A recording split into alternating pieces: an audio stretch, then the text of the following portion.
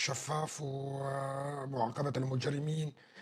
شفنا جلسات مجلس الأمن اللي حصلت، ويعني التهديد دائما بوضع سوريا تحت البند السابع، وكان في مناقشات عديدة. يعني بيطلع هلا جولاني يتصرف تصرف أحمق، يعني مثلا وبيروح على السويداء أو شرق الفرات، هذا راح يكلفه كتير، وما نو غبي، ما نو غبي للدرجة هاي. طيب، ما هو التفسير السياسي؟ ما هو التفسير السياسي لهذا الموضوع؟ التفسير السياسي لهذا الموضوع أنه الحكومة القابعة في دمشق الآن لا تمتلك زمام المبادرة أبدا. هناك جهات عديدة جدا في الداخل السوري اللي ما بتمتثل ما ب... لأوامر الحكومة أو أوامر الجولاني، وهي حقيقة.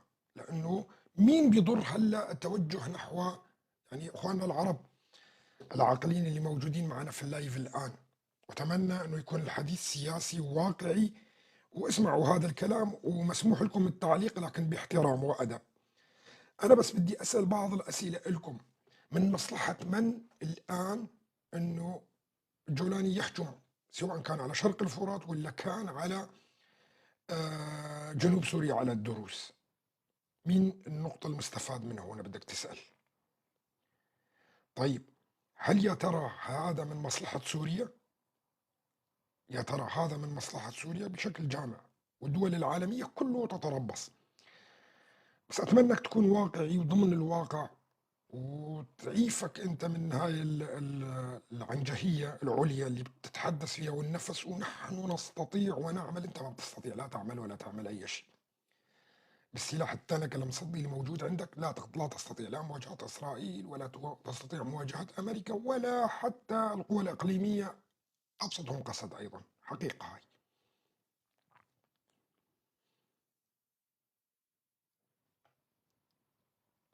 وأعتقد أنك أنت الآن صامت ويقين بكلامي أنه اللي يتحدث فيه كلام 100%، وهو كلام حقيقي. اللي بيحدث على الأرض السورية الآن هي محاولة لإيش؟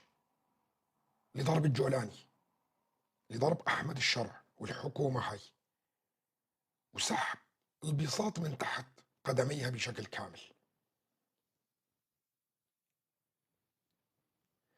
وهذا في قوة متفقة مع بعض على هذا الموضوع لتقسيم سوريا. في قوة اللي متفقة مع بعض لتقسيم سوريا وإخراج هاي الأمور بالوقت الحالي. مشان نكون واضحين، هذا فعل مخابراتي عميق جدا، وضربة في المكان الصح. الآن أي تحرك، سواء الحشود اللي بتقوم فيها الكتائب الغير منضبطة، وأنتم بتسموه جيش سوري، يعني ماذا الفصائل، وانحلت الفصائل كلياتها وكله صار اسمه الجيش العربي السوري. طيب، هذا الجيش العربي السوري اللي عم يحشد بست تشرين، ولا هو كتائب تابعة لتركيا والقوى الإقليمية اللي موجودة، ولا هي داعش؟ يعني دواعش هذول. هذا سؤال الذي يطرح نفسه الآن لكل الأخوة السوريين اللي موجودين في اللايف، واللي هم مؤيدين لهاي الحكومة بأي شكل. بس العقلانية هنا، العقلانية، حكم العقلانية وبعقلك. هل أحمد الشرع فعلا أعطى أمر للجيش العربي السوري بأنه يحتشد أمام ست تشرين؟ هل هو اللي بيعطي الأوامر الآن للتحشد من أجل الهجوم على الأخوة الدروز؟ طيب، هل يا ترى سيد أحمد الشرع لا يدرك الأبعاد الدولية لكل هذا الحراك اللي بيحصل؟ أم الأمور خارج عن إيده؟ واللي بيحصل خارج عن إيده وأنه لا يستطيع السيطرة على الفصائل اللي موجودة. أتمنى الأخوة المشرفين ما بتحضروا أي أخ بيعلق إلا إذا أفحش بالقول، يعني سب أو شتم. لأنه حتى لو شتمت أنت روحك عاجز، راح تاكل طرد وتطلع برا اللايف وما راح تستفيد شيء ولا راح تغير على الأرض شيء أبدا. فأنا السؤال اللي بطرحه، وأنا بعرف كثير منكم بيفوتوا بيتابعوا هنا خصوصا السياسيين، هل كل الكلام اللي كنتوا تتحدثوا فيه كان كله كذب؟ طيب انتوا بالنسبه لكم مو اخذتوا 6 تشرين واعلنتوا انه اصبح قوات الهيئه موجوده فيها او الامن العام وكل هالكلام ليش الحشود الان؟ بدكم تاخذوها من مين؟ من الهيئه يعني؟ من الامن العام ترجعوا تاخذوه؟ وانتوا اعلنتوا تحريره بشكل كامل، او في امر معين انه عم ينضحك عليكم، او انتوا تكذبون على نفسكم. فاختار انت الاختيار اللي بيناسبك انت، يا اما انت مغيب، يا اما انت يكذب عليك، ويا اما انت بعيد عن الواقع بشكل كامل ورايح بالمسألة عاطفي وعليهم ومعاهم. غير هيك ما في عندك انت حقيقة. السؤال الذي راح اطرحه لكل الاخوة العرب، طبعا كل الحب والاحترام لهم طبعا، تعرفون انا دائما بتحدث بالسياسة، ما بتحدث بالمهاترات ولا بالمشاحنات ولا بالاي شيء بكلام بذيء او اي شيء، واحترم الناس كلياتها الا المستعربين والكراغله اللي عم بيجيشوكم الان. الكراغله الان داخلين على الخط وبيجيشوكم بكل مكان وبيعملوا فتنه عربيه وكرديه مره ثانيه، ونفس المحاولات اللي بيستخدموها كانوا من على مدار 14 عام. لكن للاسف الشديد انه انتم تقعون بسهوله بالحرب الخاصه اللي بيقودها الكراغله. وهنا الكراغله بقصد فيها التركمان. تركمان، نعم، التركمانيه السياسيه، خلينا نوضح بشكل واضح. التركمانية السياسية اللي هي ضيعت الثورة السورية، والآن صار لها فترة تعمل على الفطنة العربية الكردية بشكل واضح، وعم تجيشكم. بدي أرجع أسأل الأسئلة هاي لأخي العربي الفهمان الواعي المثقف اللي جاء لأوروبا الآن وشاف الديمقراطية وشاف التعددية وشاف الدول كيف متحضرة، وهو يعني الآن أصبح صاحب فكر مستقل ويميز الخطأ من الصح. هل ما يقام الآن في سوريا والتجييش على الطوائف وعلى القوميات كلياته، هل هي لعبة استخباراتية تستهدف شخص أحمد الشرع وحكومته، أم هي كتائب خارج عن سيطرة أحمد الشرع نفسه؟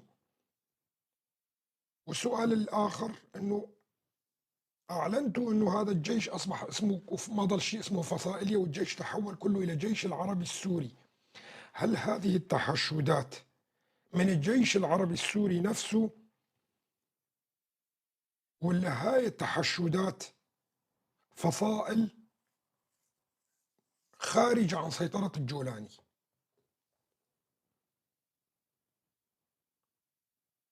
وأتمنى كل الأخوة تشارك بهذا الموضوع. أخوانا الكرد ما تشاركوا بشيء، أنتم هذا سؤال مو لكم أساسا. حكم عقلك شوي ومنطقك. اللي عم بيحصل في سوريا هي لعبة مخابراتية كبيرة جدا، وما هدفها إلا ضل العقوبات على سوريا وما تتقدم الحكومة نهائيا، ويحرج أحمد الشرع بجرائم ضد الإنسانية ضد الطوائف، ويحرك العالم كلياته ويحط سوريا تحت البند السابع، وتبدأ القوى الدولية بالدخول على الأراضي السورية وتقسمها إلى مناطق نفوذ.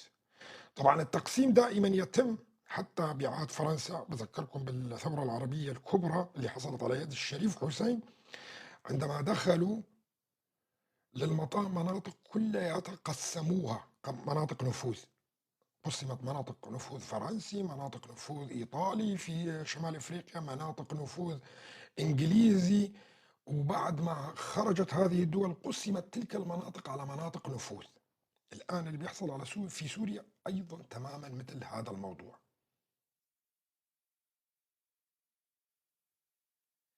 طبعًا الدول البعيدة اللي جاءت من وراء البحار هي راح تخرج في يوم من الأيام وراح تتقسم المنطقة على أساس نفوذها طبعًا، والقوى الإقليمية اللي موجودة مثل إسرائيل وتركيا وكذا هاي تحب تاخذ قطعة من الأرض وتضمها لدولتها. هلأ أضعف الدول اللي موجودة على الإطلاق هي تركيا، وهاي التصريحات اللي بتشوفوها من الأتراك والعنجهية هي أساسًا قديمة يعني، إحنا بنعرفها، بس أنتم ما لكم خبر فيها، وأنتم تظنون إنه تركيا هي دولة عظمى، وتظنون إنه تركيا هي دولة لا تقهر، وحتى في كتير من الأخوة العرب الأغبياء ومع احترامي إلهم بالمفهوم السياسي هذا يظنون بأنه تركيا قادرة تقارع إسرائيل وتقارع أمريكا وتقارع فرنسا وتقارع بريطانيا وتقارع مصر وتقارع اليونان وتقارع جميع الدول العالمية وستنتصر.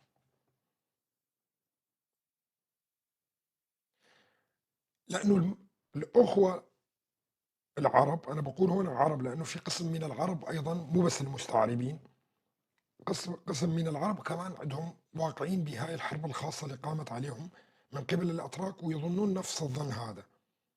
فيظنون بأنه لأن عندهم ثقافة الهزيمة، ما بيعرفوا ثقافة الهزيمة، فيظن أنه هو منتصر حتى دائما. العرب لا يهزمون، هذا المفهوم الموجود عندهم، حتى لو قتلوا حكوا لهم عن بكرة أبيهم، وحتى لو راحت أراضيهم، لو قسموا، لو رموهم في البحار، إيش ما صار العرب دائما منتصرين، لا يعرفون الهزيمة حتى لو هزم، وهي حقيقة. المستعرب حتى إذا خرج من بيته شو بيقولوا له؟ تروح بالسلامة وترجع سالم غانم. شو معنى الجملة هاي؟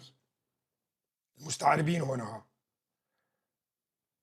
ترجع سالم غانم، شو معنات الجملة هاي؟ سالم هو ترجع بالسلامة، غانم شو معنات غانم؟ ترجع بغنائم. هاي ثقافتهم المستعربين، ثقافة دائما ثقافة غزو، ثقافة سرقة ونهب. وهاي الجملة اللي غانم من مين؟ غانم من مين؟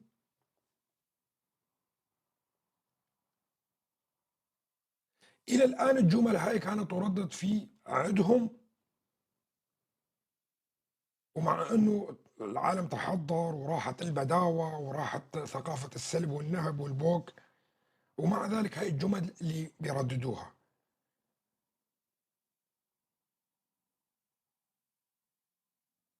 فهاي العقلية اللي موجودة عنده، العقلية هاي اللي موجودة عنده لا تتغير. كله الحين عم يحشد ويجيش حاله مشان يهجم على السويداء وينهبوا بيوت أهل السويداء ونسائهم وكذا وغنائم يعتبروها.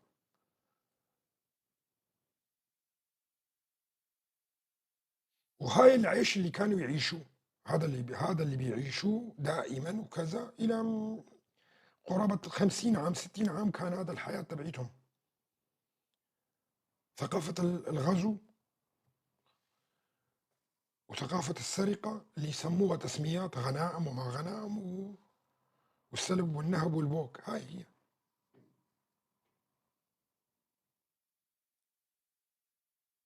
ومن منه من نفس الشعب، يعني انت كله شعب سوري، يعني انت عم تسرق من مين؟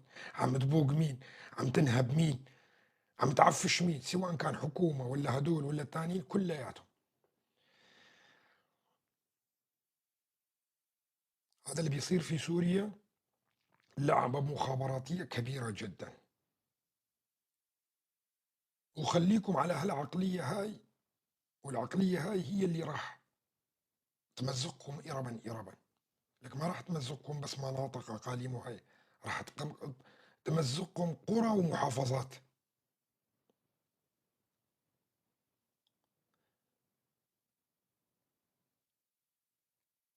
وحقيقة هاي، وهاي المؤامرة أنا باقول لكم إياها، هاي المؤامرة على الحكومة وعلى أحمد الشرع شخصيًا. وهون أنا ماني جاي أدافع لا أحمد الشرع، فخّار يكسّر بعضه وخرجوا الله لا يقيمه. أنا باقول لكم إياها، أنا ماني عم أدافع، بس لا أنا عم باشرح شو اللي عم بيصير على الأرض. وكتير من الناس الأغبيا ما فهموا هاي كلّياتها شو السالفة، يعني إيش السالفة هاي اللي عم بتصير، إيش هو التطورات هاي وكذا والرسول انشتم، وهيا بنا يا قوم لنصرة الرسول. سؤال: هل أنتم أقوى أم الله؟ لماذا الله ما ينتقم لرسوله؟ السؤال الذي يطرح نفسه، لماذا الله لا ينتقم؟ وأنا ماني كفر، أنا على فكرة مسلم وسني وكذا وبالعكس، بس أنا فاهم الدين أحسن منكم. أنتم فاهمين الدين على كيفكم أنتم. هل قال الرسول انصروني في يوم من الأيام؟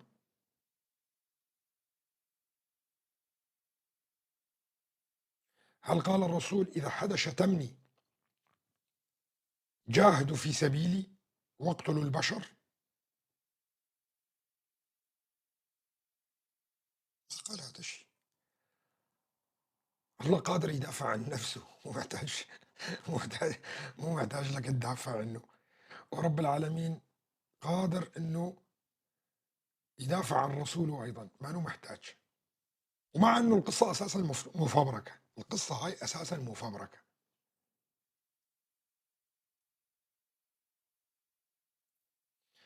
الشغلة الثانية اللي بدي أقول لكم يا أخواني العرب الجهلاء، لا أحمد الشرع ولا تركيا ولا الفصائل تبعيته ولا حدا منهم يستطيع مهاجمة شرق الفرات ولا أي نقطة إلا باسم دواعش. إذا لبسوهم لبس الدواعش وقالوا لهم اهجموا، وبعدين قالوا لك هذول دواعش احنا ما لنا دخل، وهي وقتها طبعا راح يتدخل التحالف الدولي، تتدخل امريكا، تتدخل العالم كله. غير هيك ما عنده حل نهائيا انه يهجم على شرق الفرات. والبيان تبعه كان واضح، هو بيان انهزامي، وراح اقول لكم هلا اقرا لكم اياه كيف هو مهزوم، وبيانه هذا انهزامي. وين راح البيان؟ تعال خليني اقرا لكم البيان مشان افسر لكم اياه شلون هو انهزامي. طبعا البيان عادة بيكون بيان قوي، وبيان يتحدى، وبيان يقول لك نحن سوف نقوم حتى إذا اضطرينا بالعمل العسكري لن نسمح بتقسيم سوريا وكل البطيخ هذا. هون البيان أشوفكم إياه شلون هو بيان مبطن، والرسائل السياسية كيف تكتب للطرف الآخر. لقد شكل الاتفاق الأخير بيان حول مستجدات الاتفاق مع قيادة قسد، وبيان من رئاسة الجمهورية العربية الخرنتعية السورية. خلونا نسمع. لقد شكل الاتفاق الأخير الذي جرى بين السيد الرئيس أحمد الشرع وقيادة قسط خطوة إيجابية نحو التهدئة والانفتاح على حل وطني شامل. طيب، غير أن التحركات والتصريحات الصادرة مؤخرا عن قيادة قسد، أيوة شو راح تسوي يعني، والتي تدعو إلى الفيدرالية وتكرس واقعا منفصلا على الأرض، أيوة، تتعارض بشكل صريح مع مضمون الاتفاق وتهدد وحدة البلاد وسلامتها وترابها. فيه شي لهجة تهديد أو بدنا نسوي أو نفعل أو نعمل؟ لا، عم بيقول لك هذا اللي بيان اللي طلع. والقوى الكردية طبعا هذا مو قسد، هم ملبسينه لقسد، بس ما له كان قسد هذا الاجتماع. هذا القسد كان لكل الأحزاب اللي موجودة الكردية بكل فئات أو شأن كردي، يعني كردي، ما كانت قسد، بس لبسوها لقسد ما في مشكلة. يقول لك تتعارض بشكل صريح مع مضمون الاتفاق وتهدد وحدة البلاد وسلامة ترابها. إيه يعني شو راح تسوي؟ سوف أضرب عن الطعام مثلا، سوف تضرب عن الطعام، أو مثلا بدك توقف الإمدادات الغذائية والمواد الطبية مثلا عن شرق الفرات، ولا راح تزعل وتحرض وتروح على الغرفة الثانية ما راح تقابل الجنرال مرة ثانية؟ لا نشوف. وعليه نؤكد ما يلي. شو بدهم يسووا؟ إن الاتفاق كان خطوة بناء إذا ما نفذ بروح وطنية جامعة. يعني هذاك الاتفاق اللي صار ما بين الجنرال وأحمد الشرع كان خطوة وطنية جامعة وكويسة كتير، بعيدا عن المشاريع الخاصة والإقصائية، وكانت بعيدة عن المشاريع الخاصة والإقصائية. ها؟ إيه؟ نرفض.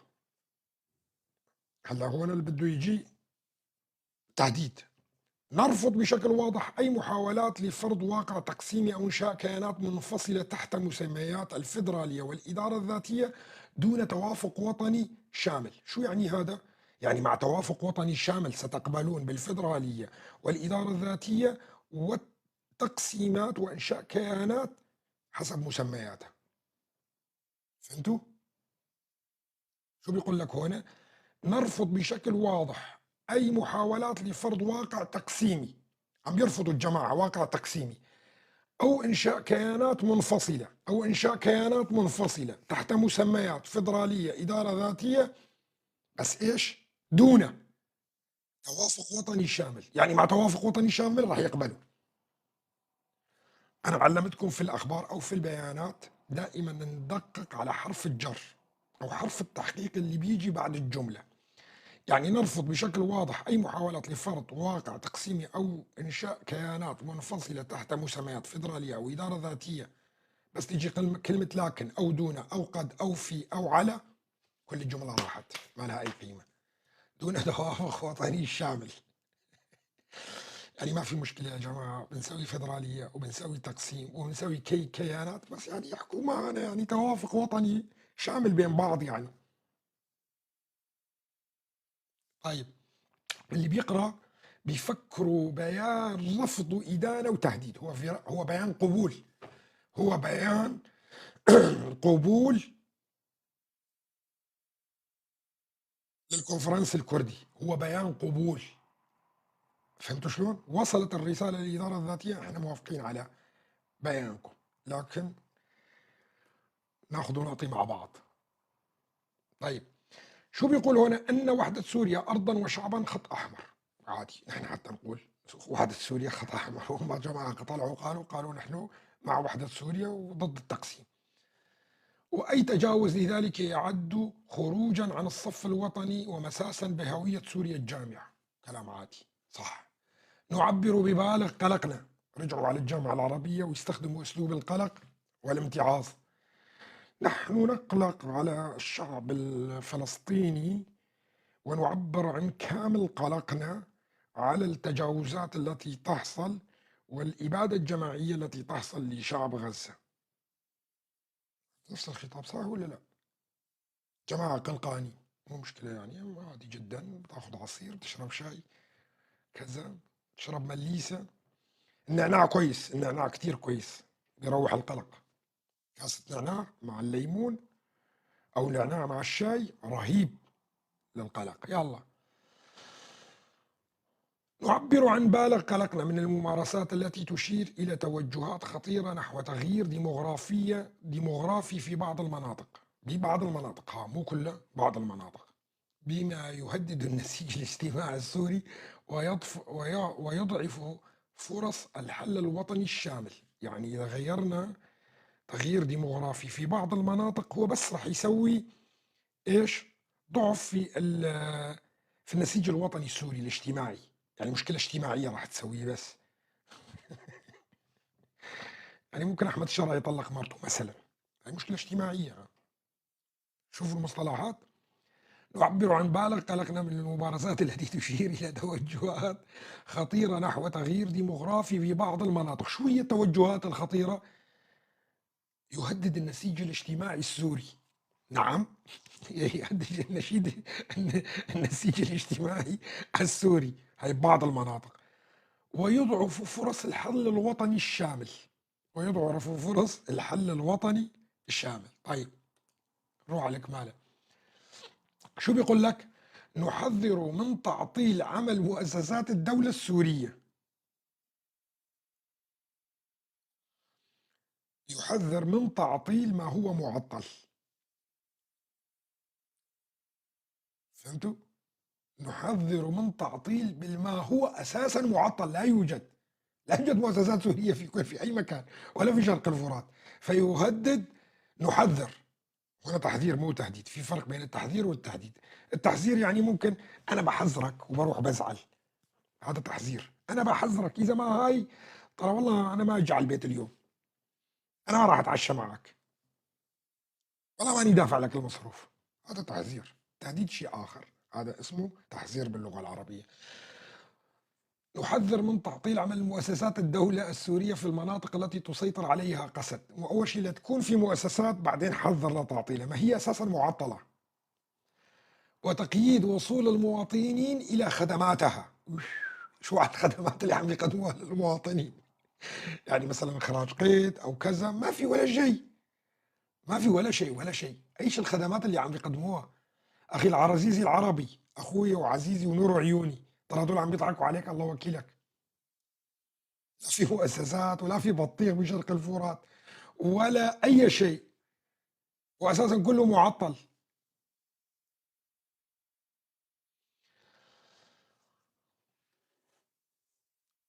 بما شوف يقول لك نرجع هي نحذّر من تعطيل عمل مؤسسات الدولة السورية في المناطق التي تسيطر عليها قسد، وتقيد وصول المواطنين إلى خدماتها، واحتكار الموارد الوطنية.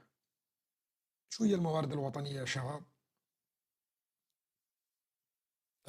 يمكن قصدهم على الكمى؟ الموارد الوطنية. شو هي الموارد الوطنية؟ ما قال الثروات الباطنية، ما قال لك يا حبيبي المصطلحات ملعوب فيها، المصطلحات ملعوب فيها. البيان هذا أنا إذا باكتبه بطريقة مختلفة تمامًا، هاي اسمها الثروات الباطنية أو ثروات البلاد، هاي الموارد الوطنية، يعني مثلًا الأخوة العرب الشواية هم موارد وطنية، فهمت علي شلون؟ يعني مثلًا الأخوة ال ال المسيحيين الموجودين هنا كمان موارد وطنية. في شيء ما بين الموارد الوطنية والثروات الوطنية أو الثروات الباطنية، وهنا ملعوب في المصطلحات. وتسخيرها خارج إطار الدولة، لا الله وكيلك إحنا ما راح نسخر حدا خارج إطار الدولة، بما يسهم في تعميق الانقسام وتهديد السيادة الوطنية. شو معنات السيادة الوطنية؟ السيادة الوطنية شو هي؟ أمن الحدود، هاي السيادة الوطنية، تدخل خارجي من دول خارجية، هاي السيادة الوطنية. السيادة الوطنية تعني أي تدخل خارجي ضد حدود الدولة أو ضد رموز الدولة، يعني تهديد حكم بالضبط. أستاذ أمين، عرفت شو هي المصطلحات؟ لا يمكن لقيادة قسد أن تستأثر بالقرار في منطقة شمال شرق سوريا إذا تتعايش مع مكوناتها الأصلية والعرب والكرد والمسيحيين. هم مو لحالهم، يعني قسد مو لحاله، يعني أنه عامل الإدارة الذاتية وكذا، عاملها مع العرب ومع المسيحيين ومع غيرهم، وهذا كلام صحيح. فمصادرة قرار، يعني إذا هنا في إذا قرار، أي قرار مكون أو احتكار تمثيله أمر مرفوض.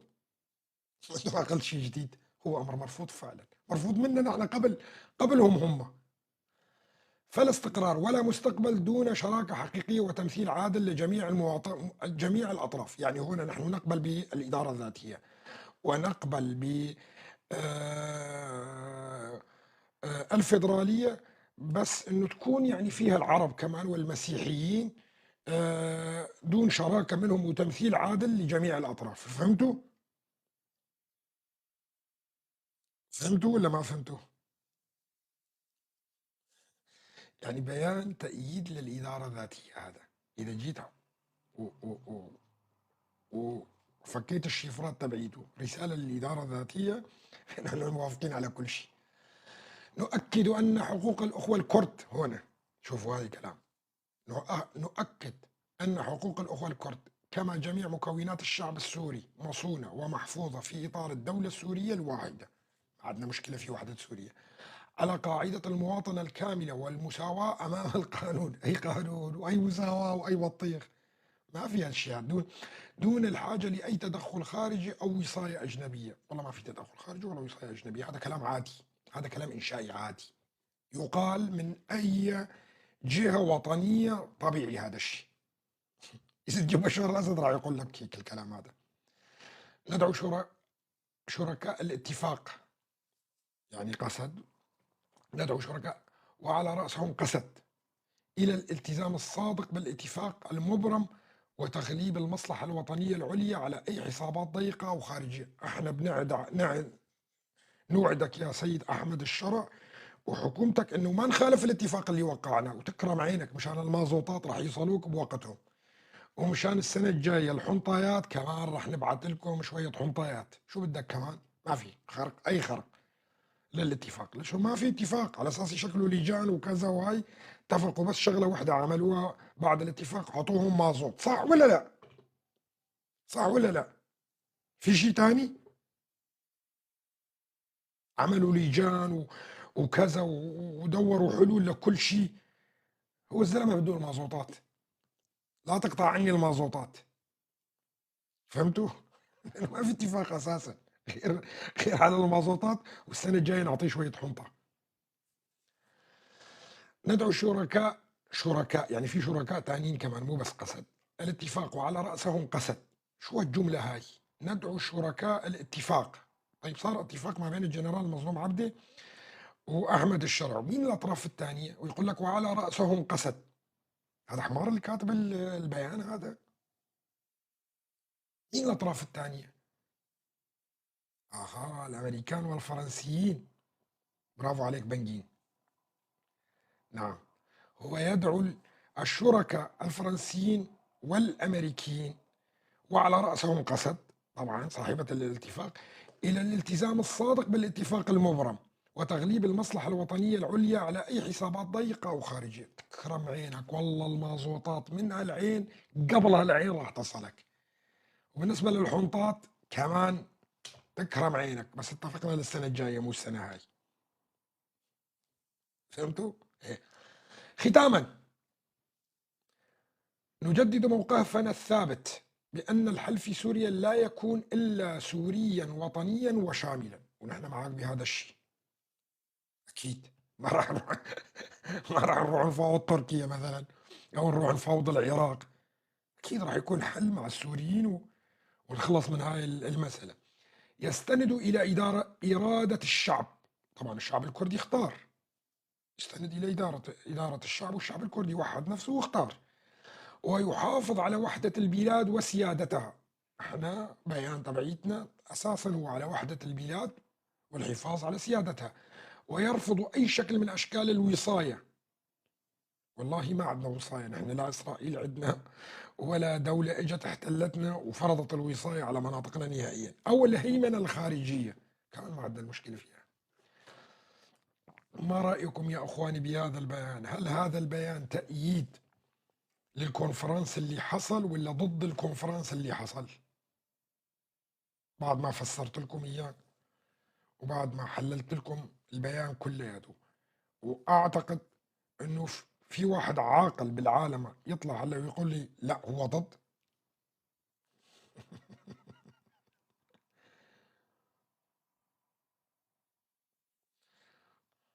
هذا البيان معناه يا شباب المازوطات بشأن الله،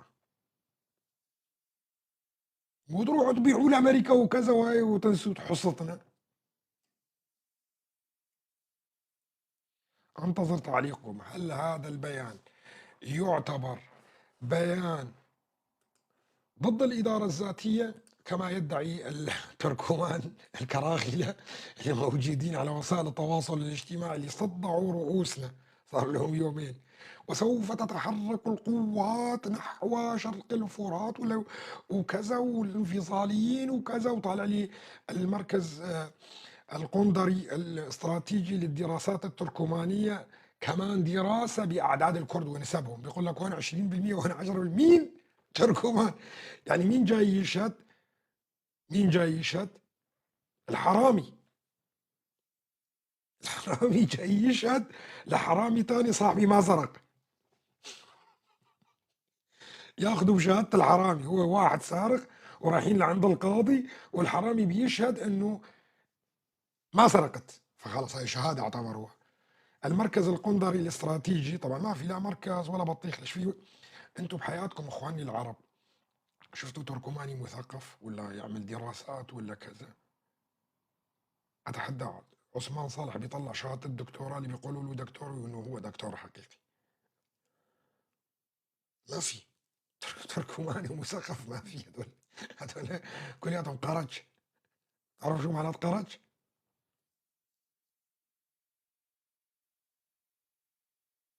شعب مشكل، احنا بنسميه برغل الغجرية. شلون برغل الغجرية؟ الغجرية كانت تجي تدق على ابواب الكرد، والكرد معروفين بالبرغل، فبرغل الغجرية بيطلع الوان واشكال، لانه كل بيت بتدق عليه بتاخذ طاسة منه تعبي شوال. تيجي الغجرية بده تبيعه لمكان، مثلا شوال برغل، هذا اللي بيشتري البرغل بس بيطلع على البرغل العمى هاي كل حبايه كل مشكل تشكيله، وهي بيعرف انه هذا البرغل تبع الغجر اللي جابوه اللي كانوا يدقوا على الابواب. هذول الغجريات كانوا يدقوا على الابواب ويجمعوا البرغل ويروحوا على مدينه ثانيه مشان يبيعوه. فلما بيصل للتاجر من واحد كذا بيفتح الجوال بيطلع عليه العم هذا البرغل حبة صفرة، حبة شوي بني، حبة كبيرة، حبة كذا، يعني ما هو مجروش مثل بعضه، لأنه العيار تبع الجرش واحد. وفي منه اللي بيناسب بتسوي الحنطة شوي لونها بيختلف عن الثانية، انتوا تعرفوا شام واحد وشام اثنين وشام ثلاثة وشام أربعة، له أنواع وكذا واي. فالبرغل تبعه شلون بيطلع؟ بيطلع مشكل، هذا مبين انه برغل مخلوط وماخوذ من مكان كلياته. فالتركمان هيك برغل الغجرية، هذا احفظوها هاي، التركمان هم برغل الغجرية. هم بيعرفوا شو بقصد فيه هون. وهؤلاء يضحكون على العرب. تركمان موجودين عصوا ومصوا وكذا، ولك لك امك اختك، بيكون عنده العربي وعم بيسب امه واخته، انت كتبت وكذا، والله العظيم انا شايفها بعيوني.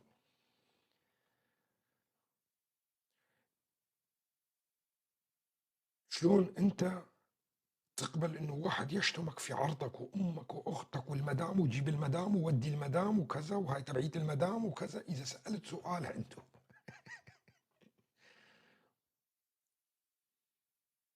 والله محيي اصلك يا دكتور، كلنا معاك يا دكتور، مشروع امه. مين؟ امه هو. بيضحك عليهم مشروع امه. جاي لك بالعصر ال21 بيضحك على العرب مشان يسحب منهم مصراتهم بالاشتراكات هاي، وبيقول لهم مشروع امه.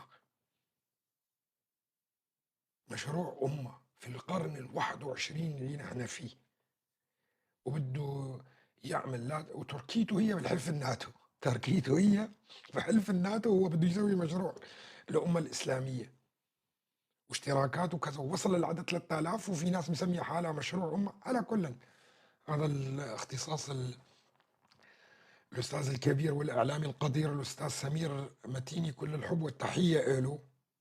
هو يعني يعرف يداوي هدول بصراحه، انا ما بجاوب على هيك اشخاص، بس هو فقط الفكره السياسيه، انا مالي شغل بهؤلاء الشخصيات اللي موجوده كلياتهم. هذا الاستاذ سمير متيني بيعرف شلون يداويهم، كل التحيه له بهاي انا معاه.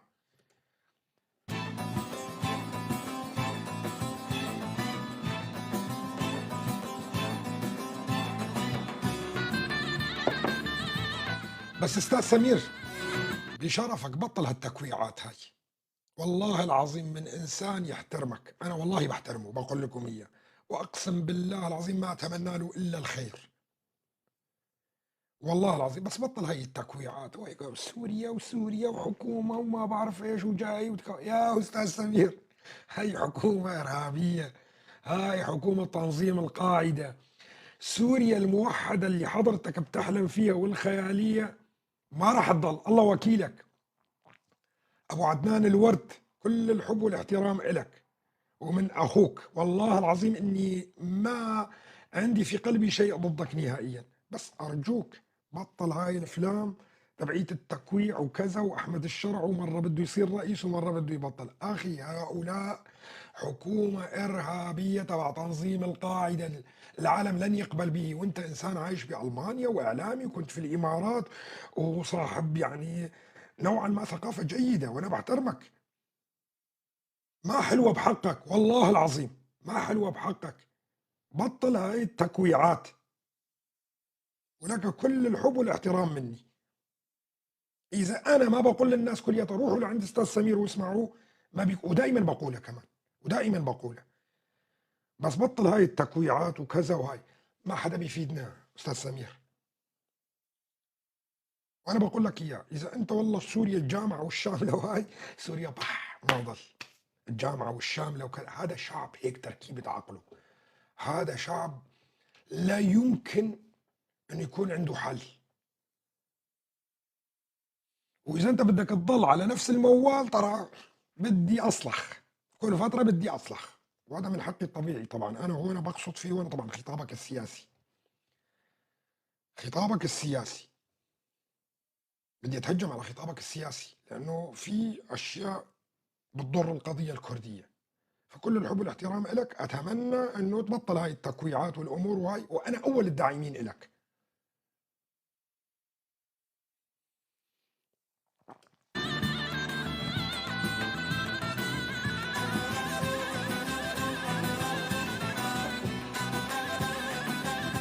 وعلى فكرة على فكرة أستاذ سمير، مشان حضرتك وإنه أنت يعني مولود في الشام وبالنسبة لك أنت شامي تعتبر نفسك وعندك بيت وركن الدين، مشروع الإدارة الذاتية أين يتواجد كردي في أي مكان هو يكون تابع للإدارة الذاتية حتى لو كنت في الشام على فكرة حتى لو كنت في الشام يعني أكراد حماة أكراد اللاذقية بأي مكان حتى ولو كان بقعة صغيرة فيها موجودة كرد إداريا راح يكونون تابعين للإدارة الذاتية ما راح يكونون تابعين حتى لمحافظة دمشق اللي هم فيها وهذا مشروعنا فلذلك اترك شرع ومرع والبطيخ وكلياته ودافع عن إدارتك هذا اللي بدي إياه منك حبيت أوصل لك الفكرة هاي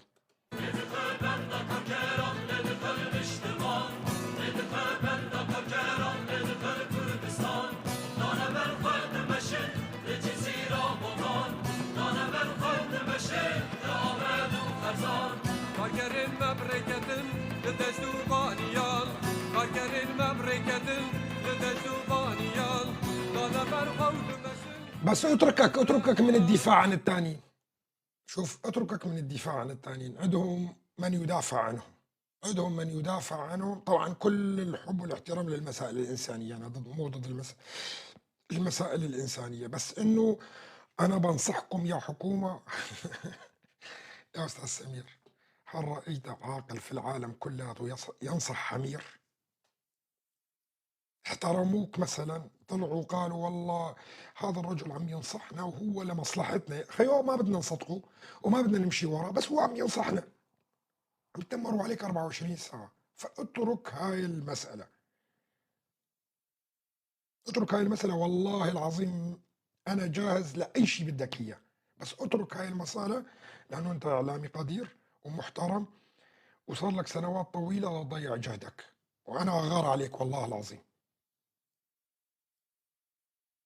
وما بدي إياك تنزلق هاي المنزلقات هاي كلياتها هذا شعب حمير جحش هذا شعب ما بينصح هذا شعب لازم ينقال له المثل العربي الأصيل طبوا ما لك أكرم من ربه هذا الأعمى طبه ما لك أكرم من ربه هذا ينقال له هيك فأنت لازم تطبه هذا أنت ما لك أكرم من ربه Dana berhavd meşin Ketmetre bulan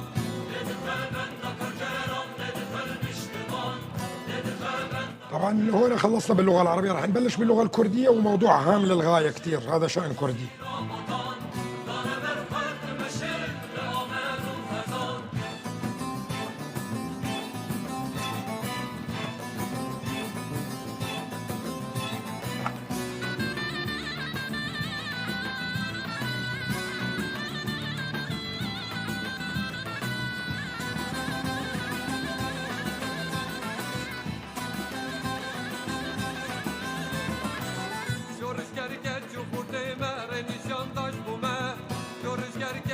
ما غني جنداش بوما دانا برقم درلقن حملة عسكرية ضخمة للانطلاق نحو السويداء، حملة عسكرية ضخمة للانطلاق نحو السويداء. خلاص الله حيهم، الله حيهم. وين بس دقيقة دقيقة، بدي أحط الأناشيد تبعيتهم. يا شباب عندنا حفلة اليوم معناته، بعدين نحكي بالكردي على المواضيع الخطيرة الكردية. كسنة شيء ترى موضوعي كردي قلك مو هم، بس لازم نشجع اخواننا هذا مهم كتير، بدنا نشجع اخواننا لازم. وي شو صفحة صفحة موجو. تجهيزات عسكرية ضخمة لاقتحام السويداء.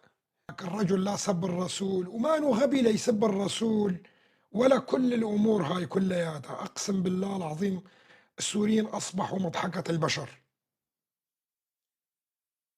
خلونا نتابع. ترى انا مع النشيد ها، على فكرة والله العظيم اجمل نشيد بالعالم. تابعوا الكلمات، وانا ماني ابدا، انا مسلم، بس هذا اللي بيصير بينلعب فينا. واستشهد البيض هل خاب الرجا فينا لما سعينا فما رقت عزائمنا عما نروم ولا خابت مساعينا. قوم إذا استخصموا كانوا فراعنة يوما وإن حكموا كانوا موازينا. تدرعوا العقل جلبابا فإن حميت نار الوغى خلتهم فيها مجانينا.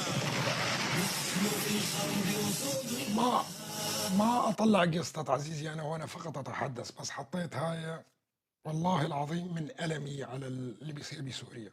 هذا اللي بيصير بسوريا مؤامرة كبيرة جدا، مؤامرة كبيرة على سوريا على فكرة، مشان تعرفوا. ومو بالأناشيد والعبارات. يعني تخيل أنت تقول الله أكبر، وإسرائيل تقول يا رب موسى.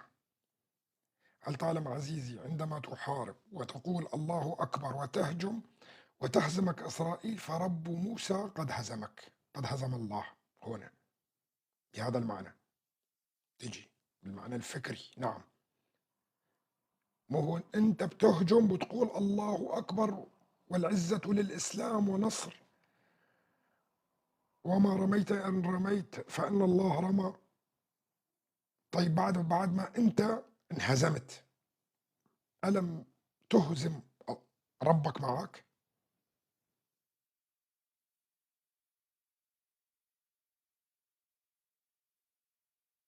هو رب واحد، لكن الرب لا يتدخل في الحروب. رب العالمين ما بيدخل، الله ما له علاقة. فأنتوا كل شيء بتحملوه لله. إذا بتسأل واحد في سوريا الآن بتقول له والله الوضع صعب وكذا وأكل ما في والأمور كذا، بيقول لك ربك كريم. كله بيرموه على ربك وعلى الله. الله بيحلها، الله إيه طبعا، بس الله بده أسباب. هاي جملتهم دائما.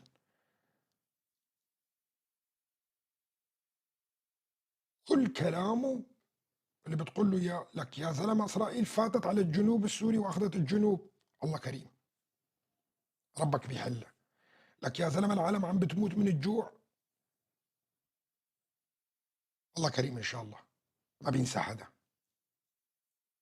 كله بيرموه على الله ورب العالمين، واسباب فشلهم كله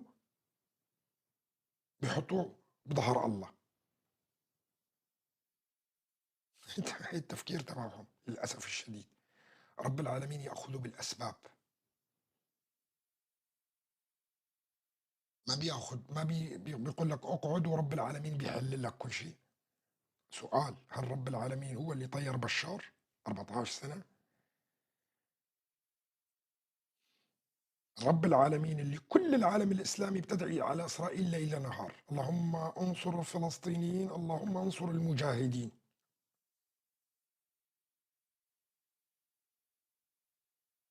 هل نصرهم بس سؤال؟ ولا يأخذ في الأسباب؟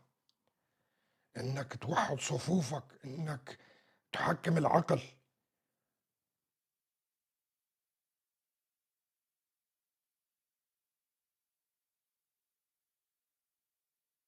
ما بيفقهوا بهاي الأمور.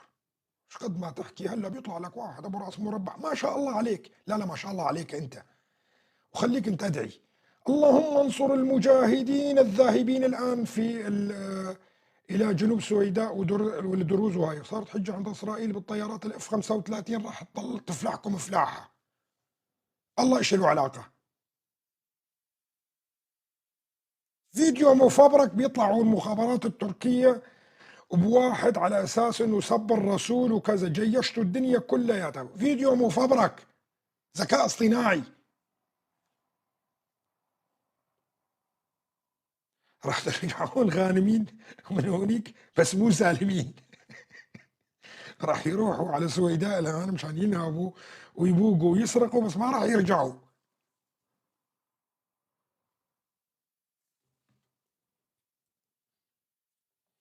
أنا بعرف صوتي ما راح يوصل، يعني هلا المحافظات كلياتها متجيشة وكذا وهاي وتجيش طائفي وكذا وهاي، والله العظيم إنه فيديو مو فبرك وشغل مخابرات وذكاء اصطناعي طلعوه. فهمت علي شلون؟ ويجيشوهم كلياتهم. أحمد الشرع ما له علاقة يا ناس، والله العظيم أحمد الشرع ما له علاقة، هاي مؤامرة أساسا ضده. أبو دجانة وأبو حذيانة وأبو قنطرة وأبو كذا، هدول اللي هم بالأساس ضد أحمد الشرع، محركين الدنيا كلياتها بهاي.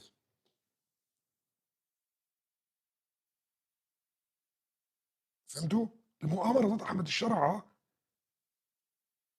لك مين مصلحته هلا بيروحوا يهجموا هونيك وكذا وهاي، ولسه مسألة الساحل ما خلصت، و24 ساعة الدول العالمية كلياتها دارت ظهرها لأحمد الشرع ولحكومته، ومجلس الأمن قاعد لسه لحتى امبارح. لا طز بمجلس الأمن، طز بأمريكا. بضل هدول الحوثيين وجماعة الشيعة يصيحوا كل السنوات الموز لأمريكا، مو الموز لأمريكا كانت ولا الموت لأمريكا؟ تسقط إسرائيل. سقطوا هناك أبوهم حسن نصر الله، طلعوه من 7 طبقات تحت الأرض جابوه. الموز لأمريكا، الموز لإسرائيل. كانوا موز لشبعوا. خلونا نرجع. على كل أنا مخلص باللغة العربية، أتمنى رسالتي تكون وصلتهم. أمين هب كردي دست بيكن بعربي خلاص، وأميد بحسابها كوركن شغلي ما بفاكوش كان أما شغلي ما بفاكوش كان أما إفهم كر فهم كر يفهم نكر وقب كردي بيجن قصي دياوي كري.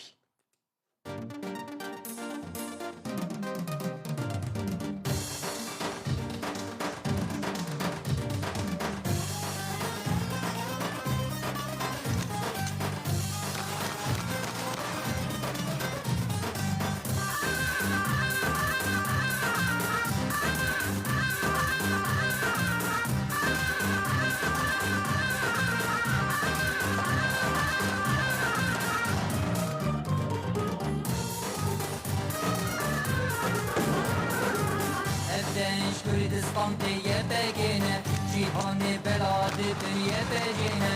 Evdenş Kürdistan diye begine, cihani beladi diye begine. Dikya yüzü sana ye begine, videş tune vala ye begine. Dikya yüzü sana ye begine, videş tune vala ye begine. Nava gündu bajara ye begine, nava gündu bajara ye begine.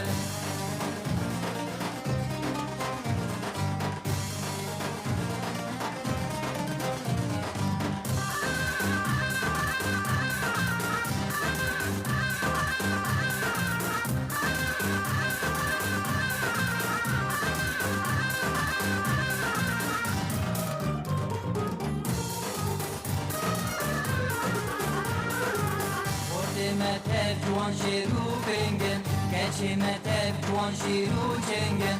Orti metev juan şiru bingen, keçi metev juan şiru çengen. Destu milkana hab dişmin digirden, Rizkariya Kürdistan sevgilinden. Destu milkana hab dişmin digirden, Rizkariya Kürdistan sevgilinden. Rizkariya Kürdistan sevgilinden, Rizkariya Kürdistan sevgilinden.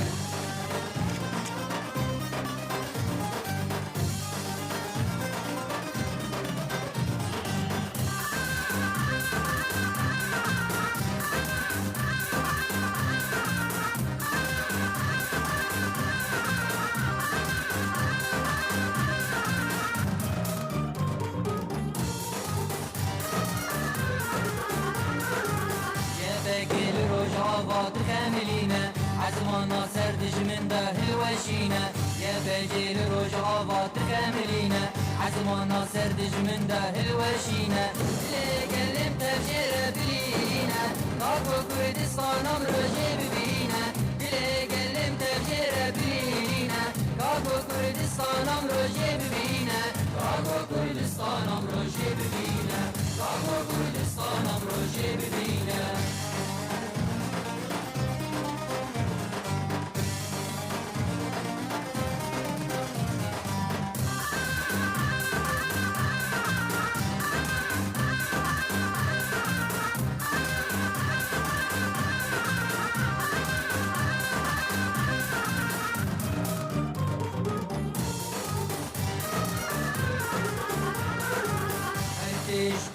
ناهی و آزادی هرکش برزگار یا فی ولادی هرکش برو ناهی و آزادی هرکش برزگار یا فی ولادی هرکش هاجی نامه ببشادی هرکش ورد متف جوان شیرو بنگن کچی متف جوان شیرو چنگن ورد متف جوان شیرو بنگن شباب متف جوان شیرو چنگن شباب هناك عصر خاص مرة اشتغلي دبي خيو وكلك كرد حاضر كرنج جمخة او كردي انا كي كتبونا شاشيتي دا بريانها وكتبونا شارب تايبت دا فتشرى يا ويا هون سرح حموكا فكن جاركا دي تركي وبو غلطين جاركا دي تركي امي بداسكا في جسري وراكن بداسكاها هون ادمن هون تشد بيجنج بركو قرارك اولو الحالي خوزني كارم بدم دبي مجال بدنا كردا بشتي في يكيتيا كردا تشيبو بشتي كو اف يكيتيان هاك تشيبو كذا وهنا قالك جوانا كي غلط بون وفهمنا بلكي فهم كرن مجال يمدنوا هون موافقا لو تشيكي دجمر التليجرامي بكتبين اي موافق به طبعا بالعاده من اجتماع اشخو تاني رتشيت كموس قرارة تاني ددم بس مسألة